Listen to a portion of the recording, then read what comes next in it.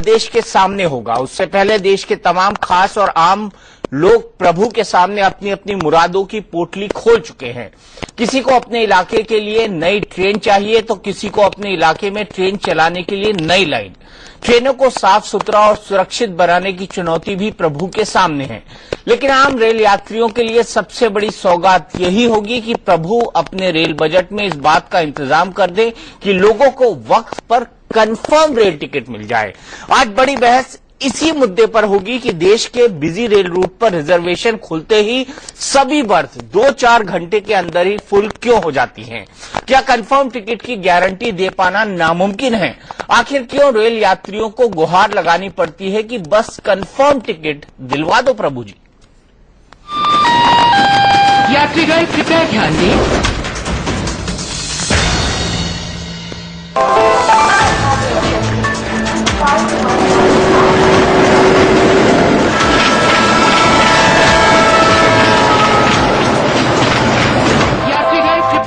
गुरुवार को rail budget आने वाला है।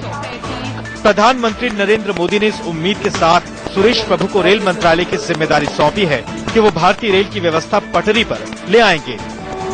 इसलिए रेल बजट से खास आवाम की उम्मीदें भी कुछ ज्यादा हैं। बिहार के तीनों महत्वपूर्ण पुल हैं, चाहे वह मुंगेर का हो, कोसी का हो और पटना का हो। ये 3 पुल बन जाने से पूरा का पूरा बिहार लिंक हो जाएगा, इसलिए इनका 100% अमाउंट इस रेल बजट में सैंक्शन होना चाहिए, इसका मुझे पूरा विश्वास है। हमने अपेक्षा किया है कि इलाहाबाद से चलने वाली दुरंतो गाड़ियां जो बम्बई और दिल्ली के लिए चलती हैं, हफ्ते में 1 दिन या हफ्ते में 2 दिन 3 दिन, इन्हें प्रतिदिन कर दिया जाए। कुछ परमिशंस मिल जाए फिल्म वालों को स्टेशन पे शूटिंग करने की, वो बड़ी मुश्किल से मिलती हैं। ये तो बड़े लोगों की बड़ी बातें हैं जो आम रेल यात्रियों को समझ में नहीं आती।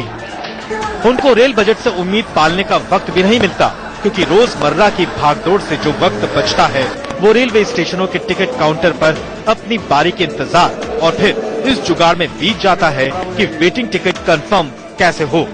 रात भर रहते हैं लाइन में खड़े, सुबह से खड़े रहो, लेकिन काउंटर खुलते ही 1 मिनट के बाद जो है सब वेटिंग लिस्ट में कन्वर्ट हो जाता है। हम ये चाहते हैं कि खाना नहीं दोगे चलेगा, लेकिन टिकट टाइम से मिल जाए हमको, ये बहुत जरूरी है हमारे लिए।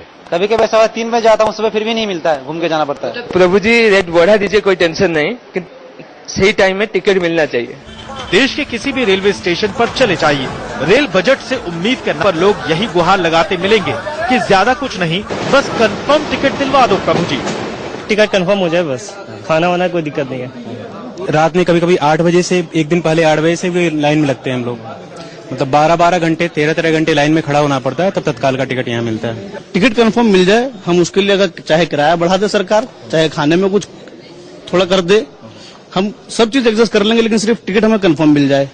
रेल बजट के भाषण में स्टेशनों और ट्रेनों की साफ सफाई की बातें सुनते 10 साल गुजर गए। अब तो रेल यात्री इसके बारे में सोचते भी नहीं, बस एक ही गुहार लगा रहे हैं कि ट्रेन गंदी ही सही पर टिकट तो कंफर्म मिले प्रभु। खाना नहीं मिलेगा तो भी चलेगा, टिकट कंफर्म मिलना चाहिए। और मैं भी यही बोलूंगा जैसे हमारे भाई साहब ने बोले कि आप खाना मत दो चलेगा, लेकिन टिकट कंफर्म दो हम लोग को। प्रधानमंत्री जी से यही कहना है, दाम बढ़ा दो चलेगा, मुझे तत्काल टिकट दो, मतलब कंफर्म टिकट मुझे चाहिए। 2 साल से ट्रेनों में वाईफाई की सुविधा के साथ साथ वीआईपी होने की अनुभूति लेने का इंतजार था, लेकिन जब कंफर्म टिकट ही नहीं तो फिर वाईफाई रेल भी लोगों के किस काम की। 10 मिनट के अंदर तो बिल्कुल फुल हो जाती, 10:10 से अगर हुई कि इसके बाद तो आपको तत्काल मिलना ही नहीं टिकट, फिर वेटिंग में लगना पड़ेगा वापस। सर बजाय पैसे ज्यादा लगे पर कंफर्म टिकट मिल जाए हमें। आप यहाँ आके 6 बजे से लाइन में लगते हैं तो टिकट की व्यवस्था नहीं होता है, बहुत प्रयास करना पड़ता है और 10-15 मिनट लेट हुआ तो संभव ही नहीं है। मध्य प्रदेश के झाबुआ जैसे कई इलाकों में लोग ट्रेन का सपना पूरा होने का इंतजार कर रहे हैं। आने वाले जो बजट है उसमें हम यही उम्मीद करते हैं कि बजट कोई कम से कम 10,000-20,000 करोड़ का कोई बजट आवे तो एक कोई रेल परियोजना में बड़ा काम हो सकता है, अन्यथा रेल का काम यहाँ झाबुआ जिले के लिए केवल सपने जैसा ही रहेगा। उम्मीद तो रखते हैं, लेकिन अपेक्षा तो की जाती है, लेकिन उम्मीद नहीं है कि कुछ अलॉटमेंट या पैसा प्रोवाइड करेंगे। इनको शायद मालूम नहीं कि जब ट्रेन चलेगी तो अंदाजा लग जाएगा कि कंफर्म टिकट पाने के लिए जिंदगी की रेल कैसे बनती है। सुबह 6 बजे से आकर के आपने क्यू पहला क्यों क्यों टिकट नहीं मिल पाता है तत्काल में, फिर 2 या 3 नंबर पे रहते हैं तो कभी नहीं मिल पाता है। तत्काल टिकट होती है, कितने मिनटों में खत्म हो जाती है? 15 मिनट 10 मिनट में खत्म हो जाती है। हर साल जब रेल मंत्री बजट भाषण में दावा करते हैं कि नई ट्रेनें चलाई जाएंगी, घर बैठे रिजर्वेशन मिलेगा, जरूरत पड़ने पर तत्काल में कंफर्म टिकट मिलेगा, तो सुनने में तो अच्छा लगता है, लेकिन स्टेशन पर जाने के बाद समझ में नहीं आता कि टिकट काउंटर खुलते ही सारे कंफर्म टिकट कौन झपट लेता है। यहाँ कुछ भी टिकट, जब हम लोग का RSC था 2 आदमी का था, देखिए TT साहब क्या करते हैं, जिनका टिकट रिजर्वेशन नहीं उनको टिकट कन्फर्म करते हैं, हम लोग का कन्फर्म नहीं किए। उसके बाद हमारा सामान, सारा सामान चोरी हो गई, सामान चोरी हो गया, सारी सामान चोरी हो गई। हम तो जस्ट में बात, देखिए दो चीजें बताइए आपने। एक तो जब टिकट आपका RSC में था फिर भी आपको कंफर्म नहीं किया गया, बैठ के आए, बैठ के आए 2 आदमी। अच्छा, और जिसका वेटिंग में था उसको दे दिया? जिसको वेटिंग में नहीं था उसको भी दे दिया गया। पिछले साल के रेल बजट में मोदी सरकार ने बताया था कि 10-15 साल के दौरान रेल मंत्रियों ने जितने ऐलान किए हैं उन परियोजनाओं को पूरा करने के लिए 5 लाख करोड़ रुपए की जरूरत है। अब रेल मंत्री सुरेश प्रभु इतनी बड़ी रकम का इंतजाम कहां से करेंगे? प्रधानमंत्री मोदी ने देश को बुलेट ट्रेन देने का वादा कर रखा है, वो कैसे और कब पूरा होगा? ये तमाम सवाल बड़े लोगों को परेशान कर रहे हैं। आम यात्री तो बस यही सोचकर परेशान हैं कि रेल बजट में कंफर्म टिकट की गारंटी मिलेगी क्या Prabhu ji? Bureau report, India news.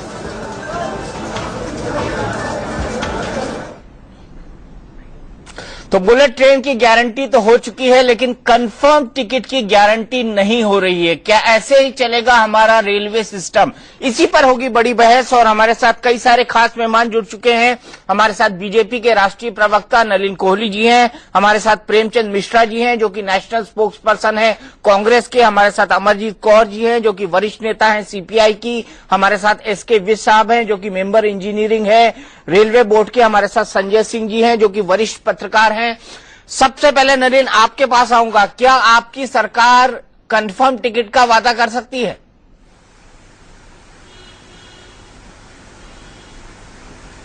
अभी तो प्रॉब्लम बिल्कुल सत्य दिखा है, उसमें तो बहस की गुंजाइश ही नहीं है।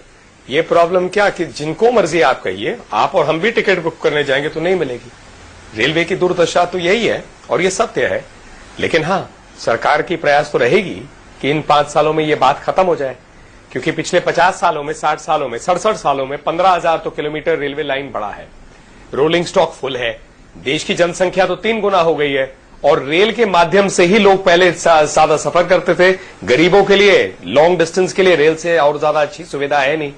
तो ये एक लंबी लड़ाई है, लेकिन किया जा सकता है, असंभव नहीं है। रेलवे की हालत बिल्कुल, हम लोगों ने पिछले साल भी इसको पॉइंट आउट किया था, खराब है, क्योंकि ऑपरेटिंग प्रॉफिट तो है नहीं, ऑपरेटिंग रेशियो ही उसका 90% है। हर 1 रुपए जो रेलवे को मिलता है 90 पैसे उसमें चले जाता है। ढेरों प्रोजेक्ट किए गए। तो इस वक्त जो चुनौती है और उस संभावना वो है कि कैसे नवीन प्रयासों से रेलवे में किसी तरह फंडिंग आए, जिससे सेफ्टी, सुविधाएं और जो ये टिकट बुकिंग की आप बात करें, मतलब सीटें भी मतलब ट्रेनों में जगह भी मिले और बुकिंग का सिस्टम भी ट्रांसपेरेंट हो, इसकी तरफ बढ़े। हाँ, इतना जरूर कहेंगे, पिछले कई सालों में कम से कम कंप्यूटराइजेशन से कुछ सुविधाएं बढ़ी हैं। आज रेल टिकट आपको काउंटर पे ही नहीं जाना पड़ता है, टेलीफोन पे, नेट पे मिलता है। ये पिछली सरकारों ने कई चीजें की हैं, लेकिन करने को बहुत कुछ है यहां, और मैं मानता हूं दूरी काफी है। यही चुनौती है हमारे मंत्री के सामने। कल देखते हैं क्या वो कहते हैं रेल बजट में। लेकिन नलिन, दलालों और रेल टिकट बुकिंग कर्मचारियों का जो नेक्सस है वो आज तक कोई नहीं तोड़ पाया। अगर आप दलालों की बात करना चाहें तो दलाल तो देश तक भी चलाए हैं, तो ऐसी क्या बात है? रेलवे टिकट तक ही क्यों सीमित? ये तो राष्ट्रीय कल्चर है। बहुत मतलब ये भी हैरानी की बात नहीं थी कि मंत्रालयों से कागज जब मर्जी कोई निकाल के ले जाए, फोटोकॉपी कर ले। तो काम करने की कमी नहीं है, काम करना पड़ता है, और जैसे जैसे आप काम पे लगते हैं तो सफाई होती है, काम अच्छे हो जाते हैं। तो दलालों को खत्म करना तो उसी में पार्ट ऑफ दैट है, लेकिन साथ साथ सिस्टम मजबूत हो, ट्रांसपेरेंट हो, पारदर्शिता हो, सीट भी तो हो, ट्रेन भी तो नए हो, और रोलिंग स्टॉक आपका बढ़े, लाइन बढ़े, सफाई हो, खाना मिले, बहुत कुछ है जो किया जा सकता है। आज गारंटी से कोई ये नहीं कह सकता कि एक्सीडेंट नहीं होगा, ट्रेन डीरेल हो जाते हैं। तो करने की कमी नहीं है काम करने की, मुझे आशा है कि हमारी सरकार के कल रेलवे बजट में कम से कम कुछ दिशा दिखे, फिर आप हमें उस पर पूछेगा जैसे समय निकलेगा। बिल्कुल ठीक कह रहे हैं नलिन, लेकिन हम तो सिर्फ छोटी सी गुजारिश कर रहे हैं कि भैया प्रभु जी हमको एक कंफर्म टिकट दे दो। लेकिन इस बीच विज साहब कुछ कहना चाह रहे हैं। विज साहब, कंफर्म टिकट कब देंगे प्रभु जी? जी बताइए। रेलवे का जो सिस्टम है अंडर ग्रेट स्ट्रेस है कैपेसिटी के सक्षमता के हिसाब से। इसके बारे में अभी तक जो रूट्स हैं इम्पोर्टेंट, उनमें गाड़ियां जो चलती हैं वो बहुत अंडर प्रेशर चलती हैं। पर इसका एक समाधान ये जरूर किया गया था 8 साल पहले, जब अलग गुड्स के कॉरिडोर बनाने का निर्णय लिया गया था। जैसे ही 5 साल में वो कॉरिडोर आ जाते हैं तो काफी रिलीफ उन रूट्स पर मिल जाएगा। वेस्टर्न जो दिल्ली से बॉम्बे की तरफ और दिल्ली से सोननगर की तरफ, तो उससे उस रूट्स पर काफी पैसेंजर ट्रेन में एडिशन हो पाएगा क्योंकि गुड्स का सेग्रीगेशन होगा। बाकी ये जरूर है कि ये रूट गुड्स के अलग रूट भी कल आ जाने चाहिए थे 5 साल बाद की बजाय। उनकी जरूरत कल ही थी। आप कह रहे हैं उनकी जरूरत कल ही थी, लेकिन क्या ऐसी अड़चने हैं? क्योंकि लोग तो कह रहे हैं कि रेलवे में अगर पुरानी परियोजनाएं पूरी करनी है तो 5 लाख करोड़ की जरूरत पड़ेगी, लेकिन ना एफडीआई आ पा रहा है, ना पीपीपी मॉडल चल पा रहा है।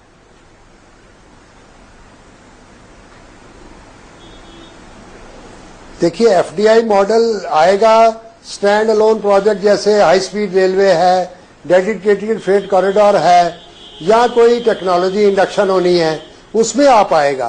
तो जो एग्जिस्टिंग सिस्टम की जरूरत है वो एक मेंटेनेंस की, रख रखाव की और उसकी कैपेसिटी बढ़ाने की है। उसके लिए तो डबलिंग्स करना, अलग कॉरिडोर बना देना फ्रेट के, ये चीजें जरूरी है जिसमें काम चल रहा है। देरी है, मुश्किलात हैं, आप जानते ही हैं प्रोजेक्ट्स के कामों में, पर उसके लिए पैसा दिया जा रहा है और पैसा दिया जाएगा। प्रोजेक्ट 5 लाख करोड़ की जो बात करते हैं वो एक अलग 400 प्रोजेक्ट है जिनको अगर थोड़े 5 साल के लिए ठंडे बस्ते में भी डाल दिया जाए तो कोई हर्जा नहीं है। कोई हर्जा नहीं है। लेकिन प्रेमचंद मिश्रा साहब, आप सबसे ज्यादा टाइम सत्ता में रहे, लेकिन कंफर्म टिकट आप लोग भी नहीं दिलवा पाए।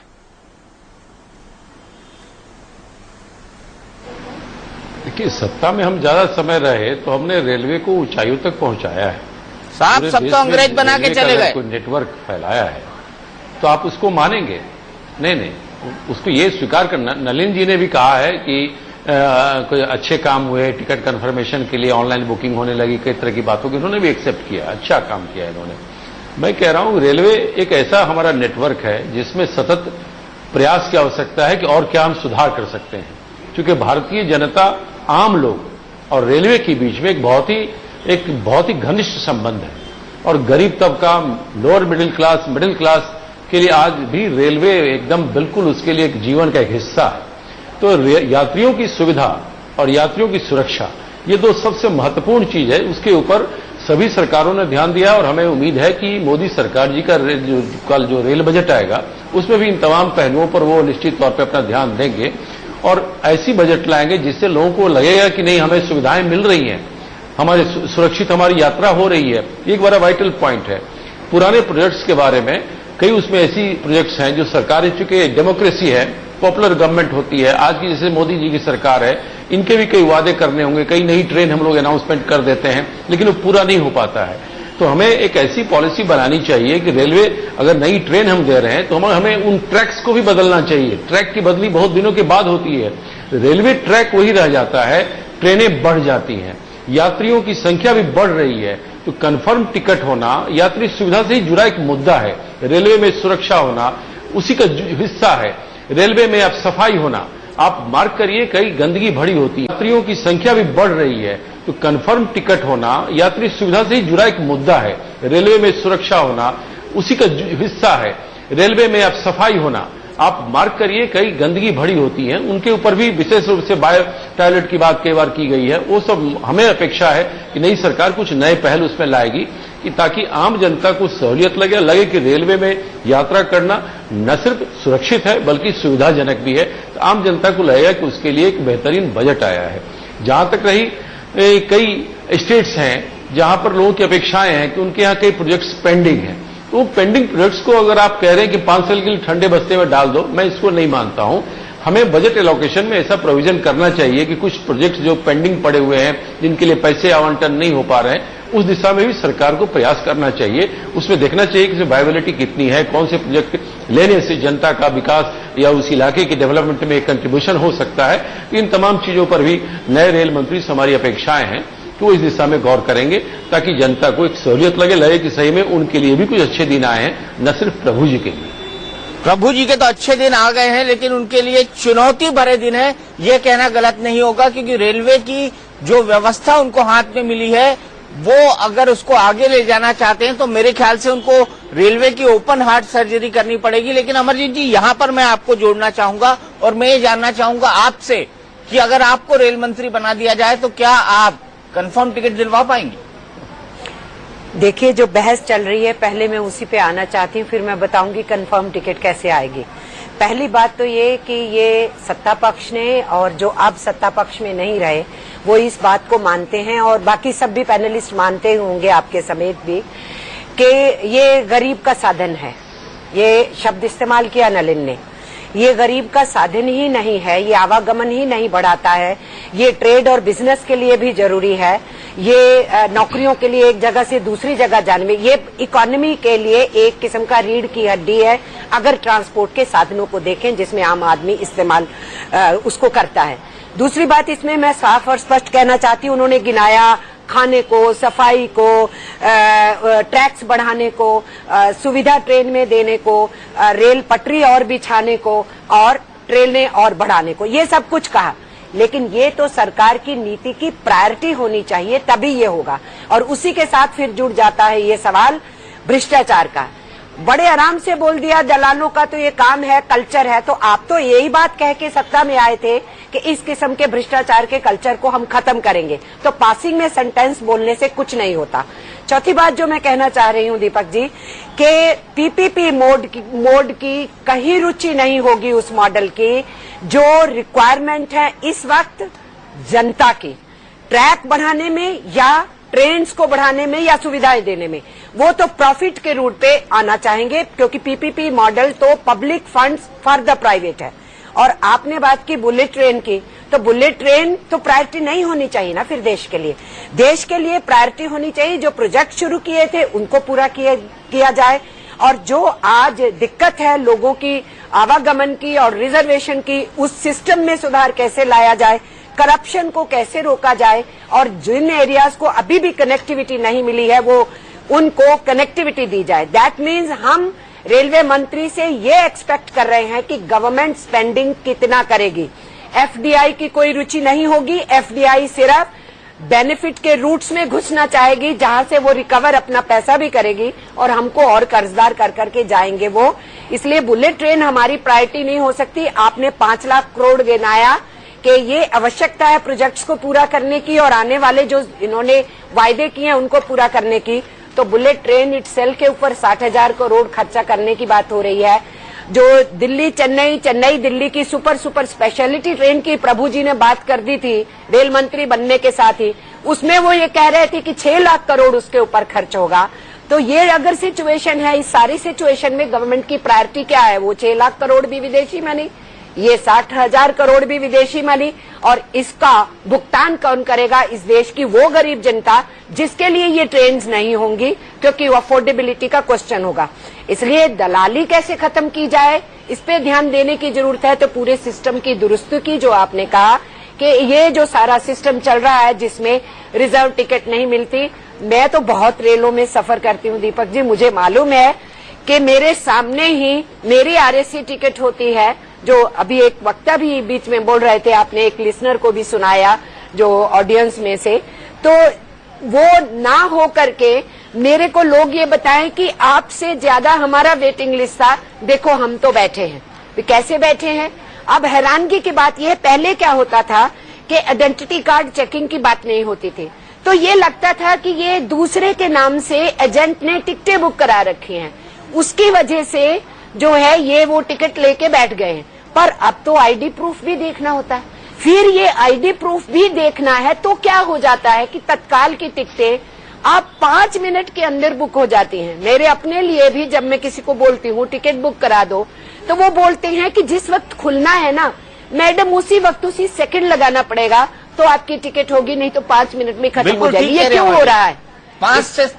2 से 5 मिनट तत्काल पूरा खत्म हो जाता है। बिल्कुल खत्म हो जाता है, बिल्कुल। 2 से आप करें तो विदिन 1 मिनट, विदिन 1 मिनट।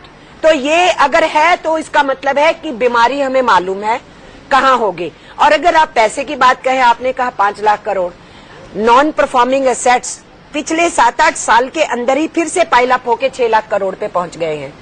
और टैक्स एरियर जो पिछले फाइनेंस मिनिस्टर ने खुद माना था 2 लाख करोड़ के टैक्स एरियर्स है, वो और बढ़ गए होंगे। तो आप जो मौजूदा सरकार बैठी उनको भी मालूम है कि टैक्स एरियर्स कितने हैं। वो गरीब के नहीं है, वो मिडिल क्लास के नहीं है, वो अपर मिडिल क्लास के नहीं है, वो ज्यादातर बिजनेस घरानों के कॉर्पोरेट सेक्टर के।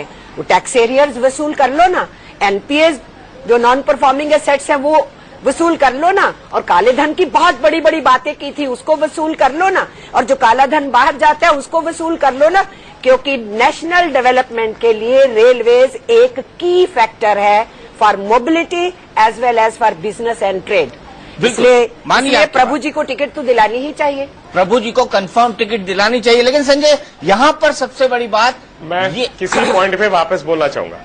मैं नलिन आपके पास आ रहा हूँ, विदिन सेकंड्स आ रहा हूँ, संजय से उनका कमेंट लूंगा। संजय, यहाँ पर जो प्रायोरिटी की बात कर रहे हैं, मैं नलिन से सवाल पूछूं कि बुलेट ट्रेन प्रायोरिटी होनी चाहिए या कंफर्म रेलवे टिकट, लेकिन उससे पहले मैं आपसे जानना चाहूंगा ये गोरख धंधा क्या है? तत्काल क्यों 1 से 2 मिनट में कंप्यूटर सिस्टम से गायब हो जाता है और 5 से लेकर 7 मिनट तक तत्काल की खिड़की पर? देखिए, इसकी कोई खास ऐसी कोई वजह नहीं है जो अननोन हो। आजकल जो डिमांड और सप्लाई का जो सिचुएशन है और जिस तरीके से यूथ और हमारे जो कॉरपोरेट सेक्टर में डिमांड बढ़ गई है, जॉब्स बढ़ गए हैं, लोग इंटरव्यू के लिए जाते हैं, आवागमन बढ़ा है, कम्युनिकेशन की फैसिलिटीज बढ़ी हैं, तो इस वजह से लोग जैसे ही इंटरनेट खुलता है भारी संख्या में लोग उस पर जाते हैं और इसलिए वो होता है, वहाँ पे तुरंत बुकिंग हो जाती है। वो किया ही इसीलिए गया था कि लोगों को सुविधा मिले। उस सुविधा आजकल सबके पास मोबाइल भी है, कंप्यूटर भी है, सारा यूथ को ट्रैवल करना होता है। कॉर्पोरेट सेक्टर में ले लीजिए तो लोगों के ट्रैवल का प्लान भी अभी आजकल अर्जेंसी में बनता है, इसलिए तत्काल की डिमांड ज्यादा है। जब डिमांड ज्यादा है, सप्लाई कम है, उसका कोटा बहुत कम है, तो नेचुरल है कि वो 2-4 मिनट में वो फुलफिल हो जाए।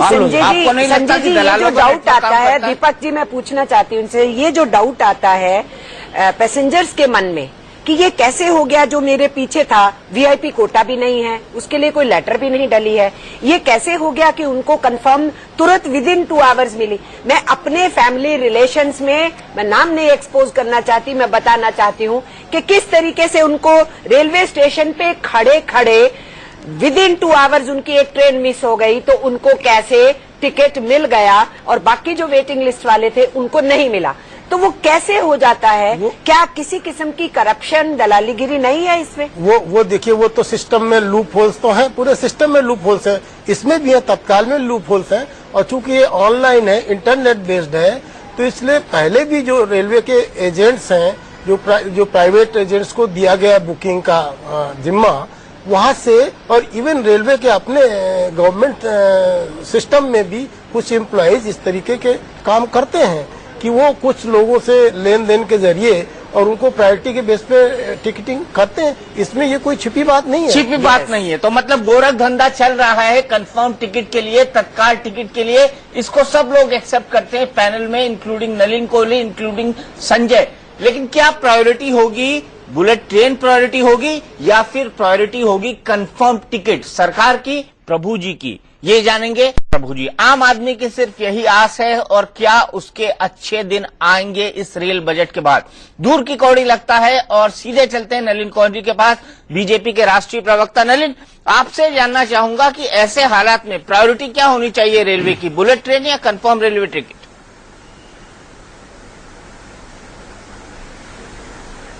ऐसे हालात में एक प्रायोरिटी से काम नहीं हो सकता, कई प्रायोरिटीज रखने पड़ेंगे। और मैं बिल्कुल सत्य के आधार पर कहूंगा कि एक रेलवे बजट में कुछ होगा भी नहीं, कई रेलवे बजट्स और उनके हर साल मेहनत करते करते ही सुधार आएगा। बाकी ऐसे जैसे हम लोग जो रह बैठते हैं डिबेट्स में, आप भी समझते हैं, हम भी समझते हैं, कांग्रेस हमेशा बुराई करेगी बीजेपी की, हम उनको याद दिलाएंगे उन्होंने क्या किया। अमरजीत जी सीपीआई से है, लेफ्ट पार्टी से, तो उनकी एक अलग सोच है। मूल बात क्या है कि रेलवे बीमार है, भाई ये तो सत्य है। जितना मर्जी हम कहे भाई दौड़ो, लंबी रेस करो, दौड़ने के लिए उसमें कुछ क्या किया। अमरजीत जी सीपीआई से है, लेफ्ट पार्टी से, तो उनकी एक अलग सोच है। मूल बात क्या है कि रेलवे बीमार है, भाई ये तो सत्य है। जितना मर्जी हम कहे भाई दौड़ो, लंबी रेस करो, दौड़ने के लिए उसमें कुछ मजबूती लानी पड़ेगी तो ही दौड़ेंगे। और ये एक सफर है, जैसे रेलगाड़ी की सफर है वैसे ही सफर है। तो उसके लिए क्या दिशा होगी कल की रेलवे बजट, उसमें एक महत्वपूर्ण अंग है। उसके बाद उसके अगले साल में दिखेगा कितना किया गया, अगला कदम क्या है। और ये 5 साल में जो आप कह रहे हैं, ये एक बिल्कुल जायज एक्सपेक्टेशन है कि व्यक्ति जब रेल टिकट लेने जाए कम से कम कुछ तो चांस हो कि उसको एक कंफर्म टिकट मिले। पूरी दुनिया अनकंफर्म पे नहीं चले। जो करप्शन की बात हो रही है मिटे। अमरजीत जी अभी कह रही थी, जैसे दलालों की बात कर दी, एक वाक्य में खत्म कर दिया। हो सकता है उनको समय नहीं मिला होगा, रेल यात्रा में ही व्यस्त रही होंगी, कि अभी पीछे कुछ मंत्रालय में पकड़े गए ऐसे दलाल जो कागज चोरी करते थे। तो ये लड़ाई जो है एक एक करके लड़नी पड़ेगी, सरकार लड़ रही है। दूसरी बात है, जैसे उन्होंने एक उदाहरण दिया कि भाई इतने एनपीए है बैंकों में, इतने जो है टैक्सेशन के पैसे पड़े हैं, ये सब अमीरों के हैं, ले लो। बात मूल रूप से गलत नहीं लगती, लेकिन मैं इसका एक काउंटर व्यू पॉइंट देता हूं। 30 साल के लिए, लगभग 25-30 साल के लिए लेफ्ट फ्रंट की सरकार वेस्ट बंगाल में थी। एक जमाने में वहां बिजली नहीं होती थी। इन्होंने क्या किया, कारखाने सारे बंद करा दिए, नौकरियां तो गई गरीबों की, साथ में बिजली का उत्पादन करने की जरूरत ही नहीं पड़ी। जब कारखाने ही नहीं रहे तो बिजली सबको मिल गई, लोड शेडिंग बंद हो गया। लेकिन एनपीए भी तो खड़े हो गए ना, किसी ने सब अपने पैसे लगाए, बैंक के लिए। तो ये अलग अलग मॉडल है। जो लेफ्ट फ्रंट का मॉडल है वो पैसा खर्च करना जानता है, पैसा कमाए कैसे इसके बारे में कोई विचार नहीं है। इसीलिए सोवियत यूनियन बैठ गया। दूसरी तरफ चीन जो है उसने कहा खर्च तो करना ही है लेकिन कमाना भी तो पड़ेगा। तो उनका एक अलग मॉडल हो गया, मिक्स्ड। जहां तक आपने पूछा प्राथमिकता क्या होनी चाहिए, दोनों। एक तरफ जब आप बात करते हैं एफडीआई हो, कुछ हो, ठीक है, कोई व्यक्ति आप तो कहीं और ही पहुंच गए हो, आप उस इशू पे डिस्कशन ही नहीं कर रहे। पूरी बात सुनी जो आपने इशू उठा दिए, बड़ी लंबी बहस है, मैं भी बहुत जवाब दे सकती हूँ क्योंकि आपने आपको अरे नहीं आपके साथ इंडस्ट्री क्यों बंद हुई, क्यों नहीं बंद हुई, सेंटर ने पैसा दिया नहीं दिया, बहुत लंबी चलेगी, ये बहुत लंबी बहस वाली बात है। आप रेलवे पे रहिए, करिए 5 साल चलेगी, नहीं 5 साल चलेगी। रेलवे के लिए पैसे कैसे आए वो मैं उदाहरण दे रहा था कि खर्च करना के आपके बारे में सारे आइडिया होंगे, कमाने के आइडिया लेफ्ट फ्रंट ने आज तक कभी दिखाए नहीं। तो आपके तो हर अर्थव्यवस्था बैठी है। तो अब आ जाते हैं रेल के ऊपर में। मैंने कहा पैसे वही पैदा करते हैं जिनको लेफ्ट रिप्रेजेंट करता है, वर्कर्स को, पीजेंट्स को रिप्रेजेंट करता है। ये मत बोलिए कि पैसे कहां से कमाते हैं। ऐसा है अमरजीत जी, आप बहस को डिरेल कर रहे हैं बिना मतलब के। आप लोगों को गरीबों की आप जवाब दीजिए ना, जो सवाल आपसे पूछे गए किसानों की बात आप करते हैं तो सिंगूर भी तो देख लिया हमने। अरे ये सब कहने की बातें अमरजीत जी, आईना किसी को पसंद नहीं है। जब आईने में जिस सोवियत यूनियन को कोलैप्स करने को कह रहे हैं, उसी सोवियत यूनियन ने दुनिया के अंदर बेहतरीन रेलवे ट्रैक्स दिए साइबेरिया तक में। तो आप उस बहस को उधर मत ले जाइए, अपने मुल्क की बात कीजिए। आप क्या करेंगे ये तो बताइए, अभी कहाँ है? नहीं बताइए ना, अभी कहाँ है? एक पॉलिटिकल इतिहास का छात्र हूं मैं। 93 में सोवियत यूनियन खत्म हो गया था, सिर्फ 20 साल पहले, सिर्फ 20 साल पहले। तो सोवियत यूनियन खत्म नहीं हुआ, वो वही है, वो अलग अलग रिपब्लिक्स में है। मुल्क नहीं खत्म होते, ज्योग्राफी नहीं खत्म होती। एक चलिए मैडम, हो सकता है हम लोगों ने जो सीखा, आप हो सकता है वही पुस्तक देख रहे होंगे जो 20 साल पहले था। इसमें कोई बुराई नहीं है, आप उसके साथ जुड़े जा सकते हैं। मैं तो बोल ही रहा हूँ, आज ही की तो बात करना चाहता हूँ अमरजीत जी, आज ही की बात करना चाहता हूँ। इसीलिए तो आपके 20 साल पुराने मॉडल के बारे में सिर्फ समझा रहा हूँ कि उसकी आज गुंजाइश नहीं है। वो मॉडल 20 साल पहले छूट गया था, आप लोगों को स्नेह है उससे, वो आपका अधिकार है। हम आपको नलिन कोहली जी, प्रेमचंद मिश्रा जी, जिस साहब, पूरी दुनिया ये समझना चाहती है कि कंफर्म रेलवे टिकट कैसे मिलेगा। वो ये नहीं समझना चाहती है कि आप दोनों की आइडियोलॉजी क्या है। वो ये नहीं जानना चाहती है कि सोवियत यूनियन कैसे टूटा। वो ये नहीं जानना चाहती है कि लेफ्ट ने पश्चिम बंगाल के अंदर कैसे कारखाने बंद करवाए। मेरा तो बड़ा सीधा सवाल है कि नलिन भाई, आपकी सरकार कंफर्म रेलवे टिकट कब दिलवाएगी? देगी। मैंने कहा, वो तो पहले ही मैंने कहा कि ये सफर में बिल्कुल मिलेगी, लेकिन मैंने ये कहा कि ये इस एक बजट के अंदर में संभव नहीं होगा। मतलब कल के बजट में नहीं मिलेगा। पिछली गवर्नमेंट वाला जवाब है ना कि हमें 2-3 बजट चाहिए। नहीं, मैंने ये नहीं कहा। आपने मेरे शब्दों का अलग अर्थ निकाला। मैंने कहा कल सुबह या कल शाम को जब रेल बजट होगा, कोई जादुई छड़ी नहीं होगा कि हाँ परसों सुबह सारे सब लोगों को कंफर्म टिकट मिलेगा। इसकी दिशा में काम करना पड़ेगा, तो जाकर हमारी सरकार इसको पूरा करेगी। मैंने ये नहीं कहा कि हम नहीं करेंगे। देखिए, मैं आपको एक चार्ट दिखाता हूं, सिर्फ सत्य के आधार पे बोल रहा हूं। नलिन भाई, मैं आपको एक चार्ट दिखाता हूं। प्रेमचंद मिश्रा जी पटना में है इस वक्त, और दिल्ली से पटना की ट्रेन जो है आज शाम 3:45 की क्या स्थिति है। North east express sleeper class waiting 20, Udan Abha express RAC 5, Shramjeevi express waiting 125, DBRT Rajdhani 3rd AC waiting 8, Vikramshila waiting 44, Purva express waiting 51, Sampoorna Kranti express waiting 149, Magadh express RAC 31 और ब्रह्मपुत्र मेल वेटिंग 1। ये मैं स्थिति बता रहा हूं 26 अप्रैल के टिकट की। 26 अप्रैल का टिकट आज वेटिंग में जा रहा है। आज तारीख है 25 फरवरी। ये हालत है, क्यों?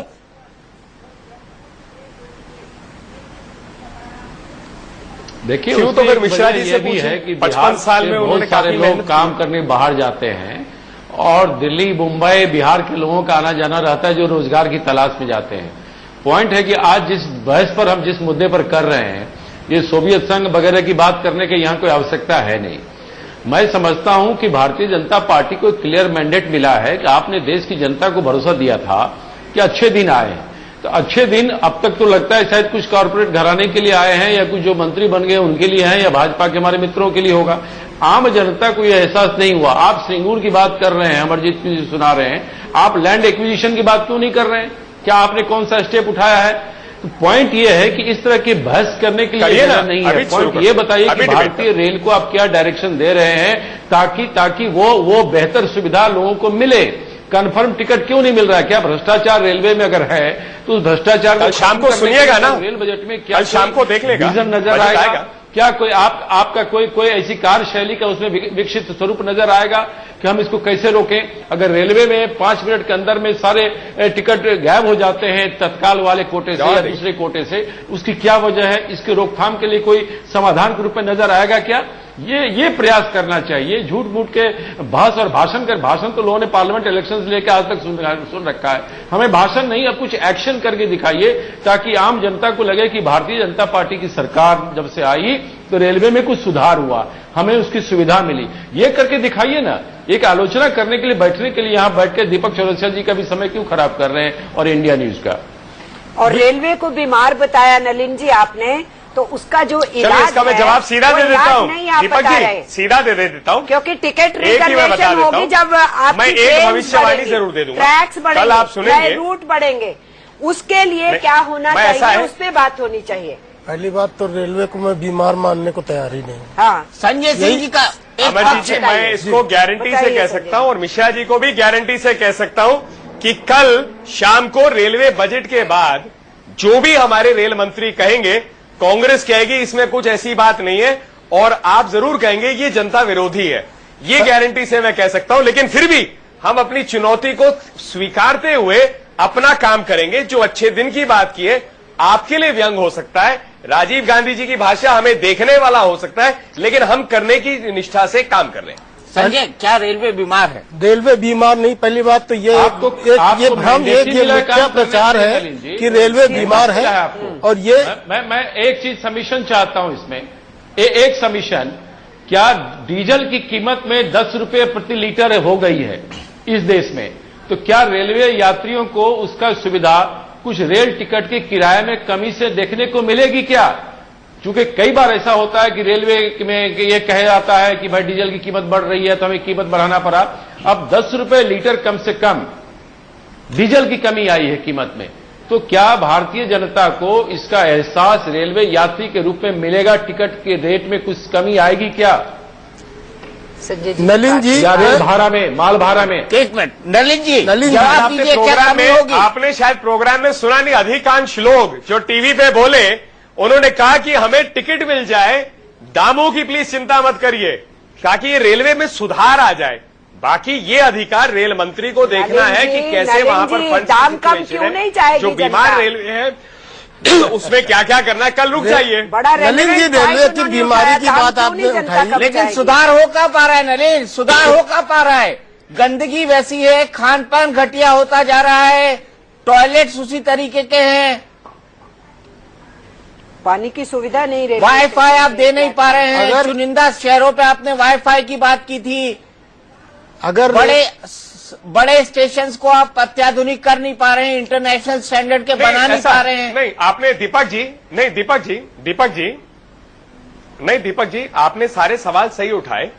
इसमें सिर्फ इतना है कि कांग्रेस मजे ले सकती है, हम तो फिर भी काम करते रहेंगे। 55 साल में 804 महीने होते, आधा किलोमीटर हर महीना इन्होंने रेल जोड़ा है अपने 55 साल में।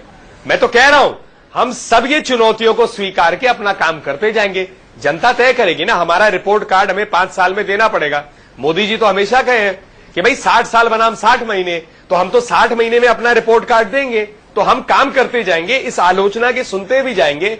इनकी की हुई चुनौतियों को सुधारने के लिए ही हम आए हैं, भागने के लिए नहीं। नलिन जी, एक बात मैं कहना चाह रहा था कि रेलवे को जो बीमार कहा जाता है वो बात बिल्कुल ठीक नहीं है, क्योंकि 100 रुपए में 90 रुपए खर्च कर रही है और 10 रुपए अगर बचा रही है तो ऐसा कोई भी मुझे ऑर्गेनाइजेशन बचाइए 10% प्रॉफिट कमा रहा हो उसको बीमार कहा जाता है। कटरा की रेलवे ट्रेन को आपने हरी झंडी दिखा, ये जरूर है कि वो उतना उन्नत नहीं है।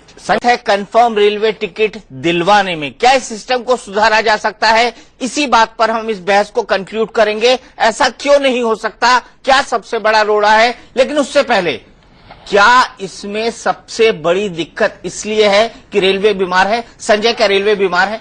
बिल्कुल बीमार नहीं है। कोई ऑर्गेनाइजेशन जो 10% बचा रहा हो और 90% खर्च कर रहा हो उसको बीमार कैसे कह सकते हैं आप?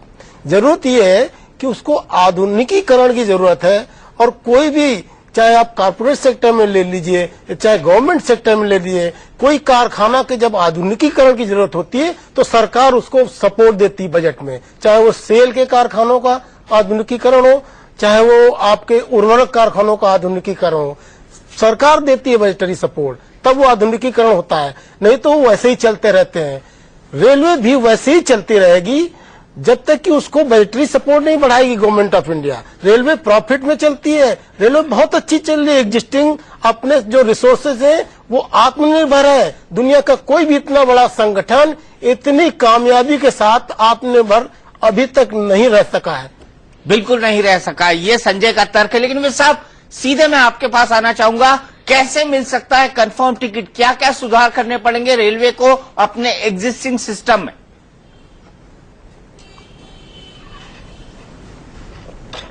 देखिए, रेलवे की आर्थिक स्थिति बहुत खराब है। पिछले 5 सालों में तकरीबन कोई सरप्लस जनरेट हुआ ही नहीं है, और उससे पहले भी जब जनरेट हुआ है तो वो भी सफिशिएंट नहीं था। जहां तक जनरल बजटरी सपोर्ट है सेंट्रल गवर्नमेंट की, वो 7,500 करोड़ होती थी आज से 6 साल पहले, ऑलरेडी 30,000 पहुंच चुकी है। ये गवर्नमेंट सारा पैसा रेलवे के लिए जुटा नहीं पाएगी। रेलवे के लिए तो कमेटीज बनाई गई, सैम पिट्रोडा की, खांडेकर की जी 7 लाख करोड़ रुपया चाहिए अगले 10 सालों में।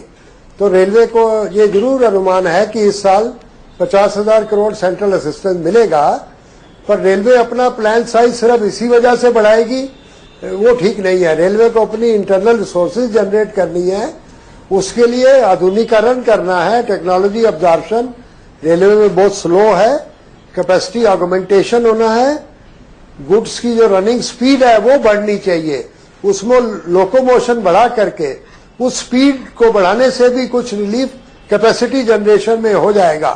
और ये जो काम है गुड्स के अलग फ्रेट कॉरिडोर, ये काम बहुत जल्दी चलने चाहिए ताकि गुड्स का और पैसेंजर का सेग्रीगेशन जल्दी हो पाए, और वो जो एग्जिस्टिंग ट्रैक पर ज्यादा जो पैसेंजर गाड़ी कंफर्म रिजर्वेशन की बात है वो जल्दी हो पाए।